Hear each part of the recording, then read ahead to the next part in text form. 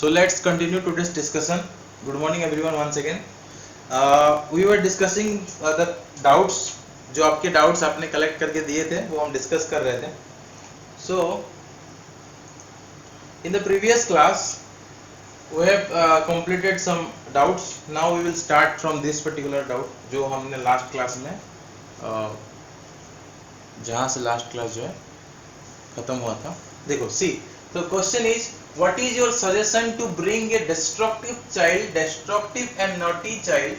ठीक है, एक जो है आपके क्लास में एक डिस्ट्रक्टिव या फिर कोई नॉटी चाइल्ड है तो उसको आप कैसे जो है डील करोगे, करेक्ट पाथ पे कैसे लाओगे, how to make him correct path, okay, on the correct path. So some of you have answered one and A and some of you have answered C. ठीक है, आप में से कुछ लोगों ने A आंसर किया था, कुछ लोगों ने C आंसर किया था. Now let us read the options. First option, he should be made to sit in the front row. Screen आपको सही से दिख रहा है ना? ये सुनो. Yes sir, yes sir. सही है ना screen?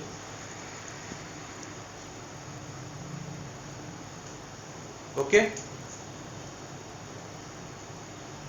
Okay, see. So he should be made to sit in the front row and watched regularly.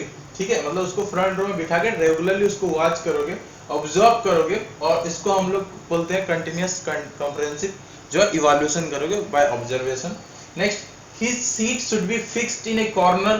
ऐसे उसको कोई कॉर्नर में बिठाओगे तो नॉटी बच्चा और नॉटी हो जाएगा. Okay, destructive or naughty child will become more naughty if you make him sit in the corner. So B option will be eliminated. Third option, according to his tendency, he should be involved in the task like watering of trees, cleaning of the blackboard, and making of the clay toys, etc. Fourth option, whenever he indulges himself in a naughty activity, he should be insulted in the presence of all the students of the class. Now see, ये तो नहीं होगा कि insult हम नहीं करते हैं, because insult is one kind of punishment that we don't do, because punishment neither verbal nor physical is allowed in the classroom premises. कहीं पे भी पनिशमेंट जो है अलाउड नहीं है. ठीक है, तो ये जो है सिंपली क्या है, ये पनिशमेंट हो जाता है और पनिशमेंट यू नो कि हमारे जो सिस्टम में पनिशमेंट अलाउड नहीं है, इसलिए दिस विल बी एलिमिनेटेड. अब आपके पास दो ऑप्शन बचते हैं. आप में से जिन लोगों ने सी ऑप्शन को चूज किया, can you please explain why you are choosing the option C? आप एक्सप्लेन करो सी ऑप्शन को आपने क्यों चूज किया. Yes yes sir, good morning.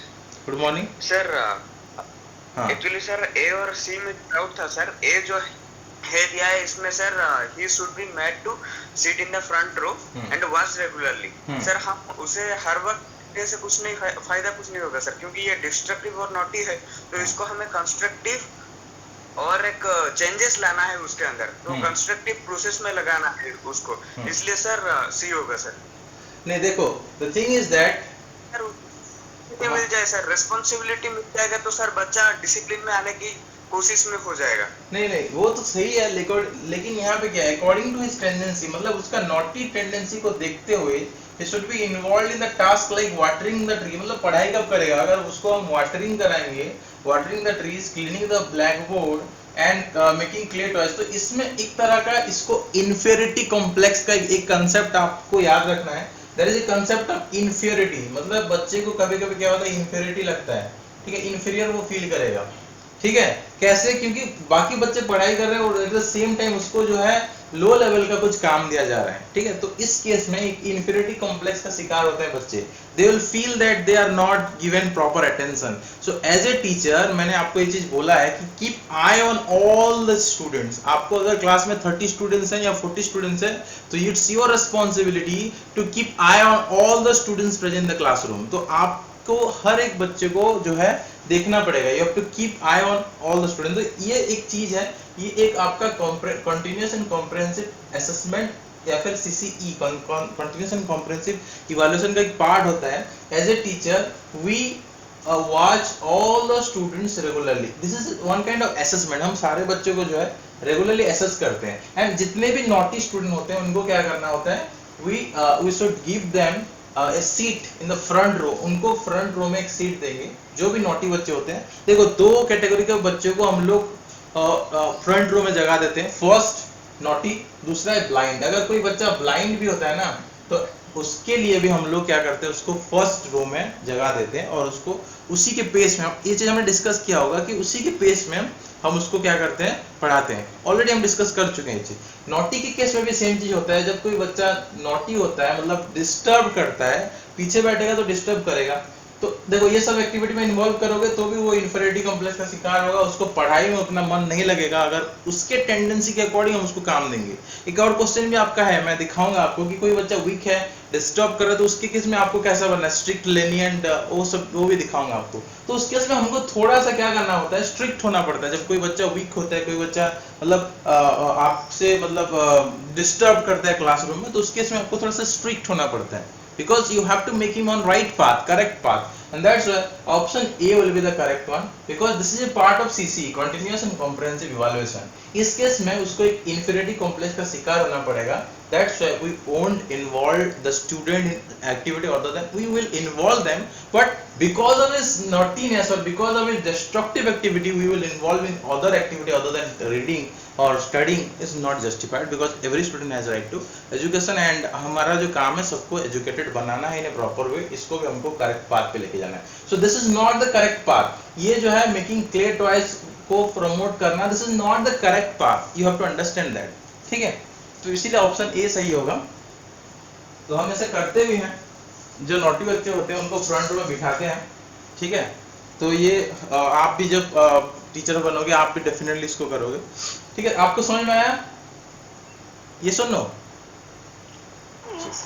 Subhashis, any doubt? Okay, देखो नेक्स्ट क्वेश्चन की तरफ चलते हैं। नेक्स्ट क्वेश्चन है, all the following are characteristics feature of an effective teacher except. देखो इफेक्टिव टीचर का क्या क्या फीचर है, इसका आंसर बताओ, जिसको पता है इसका आंसर बताओ।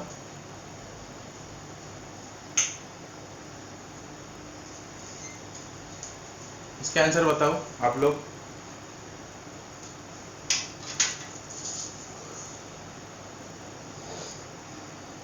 क्या होगा इसका answer? Option A. Option A, option A कुछ ऑप्शन बी बोल रहे हैं। देखो द फर्स्ट ऑप्शन बोल रहा है एम्फासिस अपॉन स्टैंडर्ड, मतलब एक स्टैंडर्ड को आप क्या करोगे, एम्फासिस करोगे। मतलब को यहाँ स्टैंडर्ड का मतलब क्या होता है कि कोई है लो, ठीक है, कोई लो स्टैंडर्ड, लो आईक्यू वाला कोई बच्चा, आईक्यू के हिसाब से मान लो आपने स्टैंडर्डाइज कर दिया, कोई लो आईक्यू का है, कोई हाई आईक्यू का है, कोई गुड स्टूडेंट है, कोई जो है बिलो एवरेज स्टूडेंट है, ठीक है, कोई गिफ्टेड स्टूडेंट है। इस तरह से उनको क्या करोगे आप, उनको जो है आप उनके स्टैंडर्ड के हिसाब से उनको एम्फासिस करोगे, emphasis upon standard. First option ये बोल रहा है। सेकंड ऑप्शन बोल रहा है differential treatment meted out to student of his class. देखो डिफरेंशियल ट्रीटमेंट मीटेड आउट का मतलब क्या होता है, मीटेड आउट का मतलब होता है डिस्ट्रीब्यूट, ठीक है, मीटेड आउट का मतलब होता है डिस्ट्रीब्यूट। आप जो है आपके क्लासरूम में जैसे बच्चे हैं उनको उनके जो है कुछ काम को डिस्ट्रीब्यूट करोगे, डिफरेंशियल ट्रीटमेंट करोगे as per their need. Meted out का मतलब क्या होता है, distribute according to their need, मतलब उनको जरूरत के हिसाब से उनको हम डिस्ट्रीब्यूट करते हैं। और टीचर ऐसा ही करते हैं, जो जिसको जिस तरह का जो नॉलेज का जरूरत है उसको उस हिसाब से हम लोग जो है उनको गाइड करते हैं, ठीक है। तो डेफिनेटली हम लोग डिफरेंशियल ट्रीटमेंट बच्चों को करते हैं। इंडिविजुअल डिफरेंस मैंने एक चीज आपको पढ़ाया है, बहुत बार बताया है, इंडिविजुअल डिफरेंस क्लासरूम में बच्चों के अंदर एक इंडिविजुअल डिफरेंस होता है, सारे बच्चे सेम लेवल के नहीं होते, ठीक है, सब इंडिविजुअल डिफरेंस होता है, ठीक है, सबके अंदर जो है सेम आपका जो है रीडिंग हैबिट्स नहीं होता, ठीक है। यहाँ पे आप लिख सकते हो इंडिविजुअल डिफरेंस, यहाँ पे कुछ कुछ नोट्स आप बनाते रहो, यहाँ पे इस ऑप्शन के यहाँ पे लिख सकते हो कि इंडिविजुअल डिफरेंस एक बच्चों के अंदर रहता है और अकॉर्डिंगली हम लोग उनको डिफरेंशियल ट्रीटमेंट करते हैं, ठीक है। तो this is the thing. Third option emphasis upon the quick control of the problematic situation. As a teacher आपको करना ही होता है, आपको क्विक कंट्रोल करना होता है डिफरेंट सिचुएशन के, ठीक है। और उसके बाद हम लोग Mphasis upon group discussion, group discussion तो हम डेफिनेटली करते हैं, ठीक है, for purpose of clarifying the objective. तो इस अभी मैंने एक्सप्लेन कर दिया है ना, ये वाला ऑप्शन आपका ये दोनों ऑप्शन तो सही है, दिस इज नॉट रॉन्ग। दो फर्स्ट और सेकंड में आपका डाउट था वो भी मैंने क्लियर किया था कि हम लोग इंडिविजुअल डिफरेंस को देखते हुए वी कीप जो है व्हाट डिफरेंशियल ट्रीटमेंट, हम बच्चों को क्या करते हैं डिफरेंशियल ट्रीटमेंट करते हैं, ठीक है। मतलब फॉर एग्जांपल किसी को मैथ्स ज्यादा अच्छा लगता है तो उसको मैथ्स में ज्यादा अटेंशन दिया जाएगा, किसी को साइंस ज्यादा अच्छा लगता है तो साइंस में ज्यादा अटेंशन दिया जाएगा, किसी को स्पोर्ट्स अच्छा लगता है तो हमको स्पोर्ट्स में उसको मोटिवेट करेंगे। तो जो बच्चा जिस तरह से इंडिविजुअल जो डिफरेंस होता है उसको हम लोग ध्यान रखेंगे, ठीक है। इंडिविजुअल डिफरेंस को हम लोग यहाँ पे ध्यान रखेंगे, ठीक है। तो इसीलिए यहाँ पे ये वाला ऑप्शन आपका होगा करेक्ट, ठीक है। इंडिविजुअल डिफरेंस को ध्यान रखा जाएगा। तो फर्स्ट जो है एम्फासिस अपॉन स्टैंडर्ड, मतलब हम लोग स्टैंडर्ड को एम्फासिस नहीं करेंगे कि कोई बच्चा लो आईक्यू है, कोई बच्चा हाई आईक्यू है, ठीक है, कोई बच्चा लो टैलेंट है, हाई टैलेंट, कोई गिफ्टेड लर्नर, कोई स्लो लर्नर। तो स्टैंडर्ड को हम लोग बच्चे का बैकग्राउंड है, स्टैंडर्ड है, उसको हम लोग यहाँ पे एम्फासिस नहीं करेंगे। Our emphasis will be on individual difference, हर एक बच्चे को हम एम्फासिस करेंगे। तो दैट्स व्हाई पॉइंट जो बी जो है वो सही है, गलत नहीं है, ए हो जाएगा, ठीक है ना। जिसका डाउट था समझ में आ गया आपको? ये सुन लो, ऑडियो वीडियो क्लियर है ना पूरा, कोई दिक्कत नहीं है? Yes sir. ओके, ये क्वेश्चन समझ में आया? ये सुन लो, क्लियर? रिपीट कीजिए ना। सर ऑप्शन सी और डी के बारे में थोड़ा थोड़ा बताओ क्योंकि मैंने नहीं किया था। ओके ओके, सी चारों ऑप्शन एक बार पढ़ देते हैं। यहाँ पे क्वेश्चन पूछा है कि all of the following are the characteristics और characteristic feature of an effective teacher except, इनमें से कौन सा कैरेक्टरिस्टिक फीचर इफेक्टिव टीचर का एक्सेप्ट कौन सा नहीं है पूछ रहा है, ठीक है, कौन सा नहीं है पूछ रहा है। तो देखो फर्स्ट ऑप्शन बोला एम्फासिस अपॉन स्टैंडर्ड, स्टैंडर्ड मतलब कोई बच्चा हाई स्टैंडर्ड है टैलेंट में, कोई आईक्यू में हाई है बाकी लो है, कोई गिफ्टेड है, कोई बच्चा जो है स्लो लर्नर है, इस तरह से हमको स्टैंडर्ड को एम्फासिस करने के लिए बोला जा रहा है, जो कि हम लोग नहीं करेंगे, जो टीचर नहीं करेंगे। तो ये वाला ऑप्शन सही हो जाता है। बाकी ऑप्शन क्यों नहीं होगा? Because differential treatment, individual difference को हम लोग ध्यान देते हैं और डिफरेंशियल ट्रीटमेंट करते हैं। जिस बच्चे को जिस तरह का मीटेड आउट का मतलब होता है कि distribute the things as per their need. तो बच्चों को जिस तरह से जिसको नीड है, फॉर एग्जांपल कोई ब्लाइंड स्टूडेंट है उसको हमने सामने बिठाया, कोई जैसे नॉटी स्टूडेंट उसको सामने बिठाया, तो जिसको जिस तरह का नीड है उसके अकॉर्डिंग हम उनको हेल्प करते हैं। तो ये हो गया differential treatment meted out to student of his class, ठीक है। उसके बाद थर्ड ऑप्शन बोल रहा है एम्फासिस अपॉन क्विक कंट्रोल, कोई बच्चा क्लास में डिस्टर्ब कर रहा है तो क्या आप उसको इग्नोर करोगे? आप उसको इग्नोर नहीं करोगे, definitely you will take some quick control. इस तरह से एक और क्वेश्चन था कि आपके, इसका बेस्ट एग्जांपल मैं बता रहा हूं, जो आपका डाउट था कि एक क्लास में आप पढ़ा रहे हो और आपके जो नेक्स्ट जो आपके क्लास है, बगल वाला जो क्लास है, उस क्लास में नॉइज आ रहा है, टीचर कुछ पढ़ा रहा है, बहुत ज्यादा नॉइज है, तो उस केस में आप क्या करोगे? इग्नोर करोगे या क्लास में उनके क्लास में जाके डायरेक्टली बोलोगे या फिर क्लास के बाद कभी उनके साथ डिस्कशन करोगे? इस तरह से ऑप्शन था। तो मैंने आपको बोला था कि क्लास के टाइम ही आपको जाना है और उनको बोलना है कि the noise is quite what, आपको डिस्ट्रैक्टिंग या फिर क्वाइट डिस्टर्बिंग, आप डायरेक्टली बोलोगे। क्योंकि आपके क्लास में जो बच्चे, उनका क्या, अगर उनके क्लास में क्लास इंटरेस्टिंग है, मजाक कर रहे हैं, तो आपके स्टूडेंट को डिस्टर्ब नहीं होना चाहिए ना। सबको इक्वली पढ़ना होता है, सबका एजुकेशन सबका इंपॉर्टेंट है। इसीलिए आपको उस केस में टीचर के पास जाके बोलना होता है कि नॉइज जो है डिस्टर्ब कर रहे हैं, आप जो है नॉइज थोड़ा कम करने का कोशिश कीजिए। तो वो क्या है, दैट इज क्विक कंट्रोल। तो आपको हर एक सिचुएशन में, जितनी प्रॉब्लमेटिक सिचुएशन होता है उस केस में आपको as a teacher quick control करने पड़ते हैं। और फोर्थ तो आपको पता है ग्रुप डिस्कशन। मैंने आपको बोला था कि कंपटीशन को हम लोग इंपॉर्टेंस नहीं देते।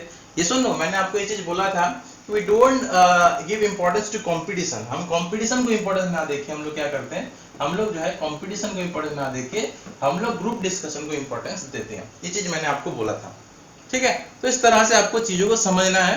And the here will be the B C and D will be the correct और the characteristic feature of effective teacher, but A is not correct. I think ये क्लियर हो गया आपका।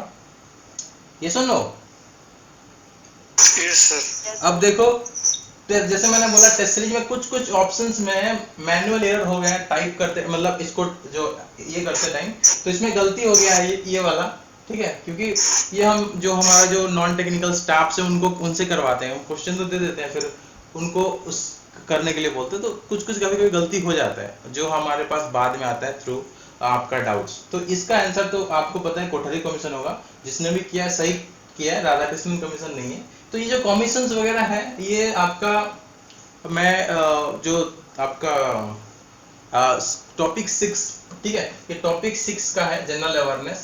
तो इसके रिलेटेड मैं कुछ आपको बता दूंगा, जो भी टॉपिक 6 से रिलेटेड चीजें हैं, एक्स्ट्रा चीजें, वो मैं आपको 1-2 क्लास में बता दूंगा नेक्स्ट वीक में, ठीक है। नेक्स्ट वीक से ये टॉपिक 6 का जो कुछ एक्स्ट्रा क्लासेस होंगे, मतलब एक्स्ट्रा आपको कुछ बताया जाएगा, जो स्टडी मटेरियल के अंदर है वो तो आप रिकॉर्डेड वीडियो में देख लिए। कुछ एक्स्ट्रा चीज मैं बताऊंगा, तो टॉपिक 6 का जो भी एक्स्ट्रा टॉपिक है जो आ सकता है, ठीक है, जो आ सकता है उसको हम लोग डिस्कस करेंगे, ठीक है। तो इसका आंसर होगा कोठरी कमीशन ट्राइलैंगुअल फॉर्मूला दिया था। एक होता है आपका मदर लैंग्वेज, दूसरा होता है आपका सेकंड लैंग्वेज, और तीसरा आपका होता है थर्ड लैंग्वेज। मदर लैंग्वेज आपका होता है, फॉर एग्जांपल मैं अगर उड़ीसा से हूं तो मेरा मदर लैंग्वेज होगा उड़िया, ठीक है। यहाँ पे हमारा सेकंड लैंग्वेज हम लोग इंग्लिश के हिसाब से लेते हैं, और थर्ड लैंग्वेज हमारा हिंदी होता है। इस तरह से आप अगर हिंदी बेल्ट में होगे तो आपका मदर लैंग्वेज हिंदी हो सकता है, और सेकंड लैंग्वेज इंग्लिश होगा, और थर्ड लैंग्वेज कोई और आसपास का स्टेट का कोई लैंग्वेज हो सकता है, जैसे बिहार का या किसी कोई, आई थिंक बिहार का क्या है, मुझे कोई अगर बता सकते हो तो बताओ, क्योंकि आई थिंक उड़ीसा उड़िया भी लेते हैं कुछ, वो बहुत अलग अलग लेते हैं। तो अगर आप बिहार से हो तो आप बताओ कि थर्ड लैंग्वेज आप क्या लेते हो। फर्स्ट लैंग्वेज तो आपका हिंदी होगा, थर्ड लैंग्वेज आप क्या लेते हो। अभी जितने भी क्लास में है वो आप लोगों में से बताओ, कोई भी और स्टेट से हो तो बताओ, ठीक है। आप जिस स्टेट से हो, आपके स्टेट में 3 लैंग्वेज फॉर्मूला कैसे फॉलो होता है उसके बारे में बताओ। एनीवन?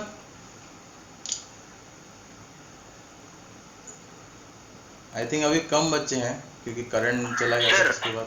यस यस, झारखंड में, हाँ हिमांशु जी बताइए। झारखंड में हिंदी, इंग्लिश और फिर कुड़माली ये सब चलता है, कुड़माली। अच्छा अच्छा, तो कोई भी और एक लैंग्वेज आपका, जो भी आपका लैंग्वेज है वो चलता है, third 3 language formula. South India में 2 लैंग्वेज को ये करते हैं, थर्ड लैंग्वेज वो कभी कभी वो कंपलसरी नहीं रखते वहाँ पे। तो लेकिन ये चीज है कि आपका 1986 में ये आपका आई थिंक 68, 86 नहीं 68 आई थिंक। तो ये थोड़ा देखना पड़ेगा, कोठरी कमीशन का जो एग्जैक्ट डेट है इसको मैं आपको बताऊंगा एक दिन, ठीक है। तो ये इसका आंसर लेकिन कोठरी कमीशन होगा, ये राधाकृष्ण कमीशन नहीं है, ये गलत हो गया है, ठीक है। तो इसको चेंज कर दिया जाएगा।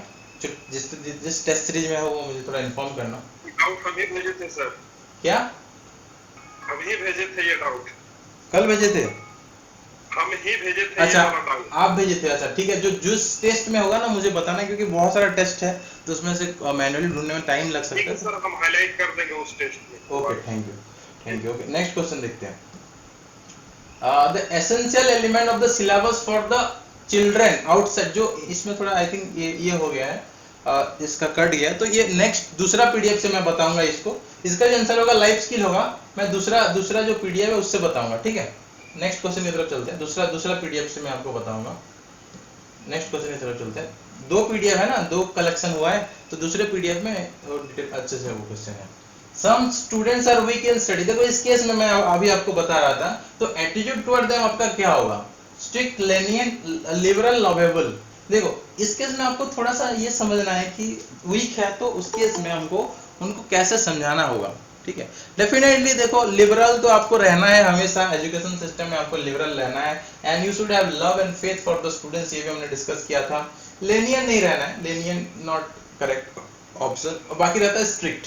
तो यहाँ पे देखो स्ट्रिक्टनेस जो दिया हुआ है ना इस ऑप्शन में पर्टिकुलरली, स्ट्रिक्ट का मतलब ऐसा नहीं कि मतलब पनिशमेंट लाइक चीज, ठीक है। स्ट्रिक्ट का मतलब कि उनका जो पढ़ाने में आपको थोड़ा स्ट्रिक्ट रहना है उनको, कि आप टाइम टेबल को फॉलो करना है, होमवर्क देंगे। तो इसमें स्ट्रिक्ट का मतलब क्या है, इसमें स्ट्रिक्ट इसीलिए ऑप्शन दिया गया है कि इसमें आप वीक है तो उसको आप क्या करोगे, होमवर्क दोगे, होमवर्क टाइमली जो है इनका चेक करोगे, क्लास वर्क दोगे, क्लास वर्क जो है डेफिनेटली चेक करोगे, और एक रेगुलर वॉच, जैसे मैंने यहाँ पे एक उसका प्रीवियस क्वेश्चन में आपको बोला था ना, रेगुलर वॉच करना है, तो रेगुलर वॉच करना ही पड़ता है। As a teacher you have to watch the students regularly, you have to observe the student regularly, and this is a part of your continuous and comprehensive assessment, और continuous and comprehensive assessment ही बोलेंगे हम लोग, CCA बोलेंगे, ठीक है। Evaluation तो अगर लास्ट में करते हैं तो सीसीई भी बोल सकते हो, लेकिन सीसीए ज्यादा बेटर है। कंटीन्यूअस एंड कॉम्प्रिहेंसिव बच्चों को हम लोग इवैल्यूएट करते रहते हैं, तो इस केस में ये स्ट्रिक्ट बोल रहा है, तो ये चीज हमको थोड़ा समझना है। जब बच्चा कोई वीक है स्टडी में, तो उसके केस में उसका स्टडी कैसे राइट पाथ पे आएगा, करेक्ट पाथ पे आएगा, वो उसको हम लोग स्ट्रिक्टली संभालेंगे। जैसे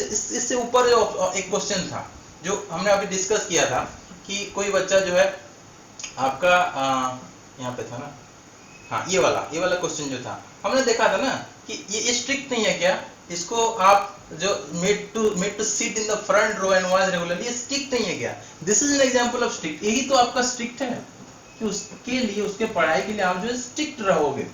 दिस इज स्ट्रिक्ट, ठीक है, ए आपका स्ट्रिक्ट है, क्लियर।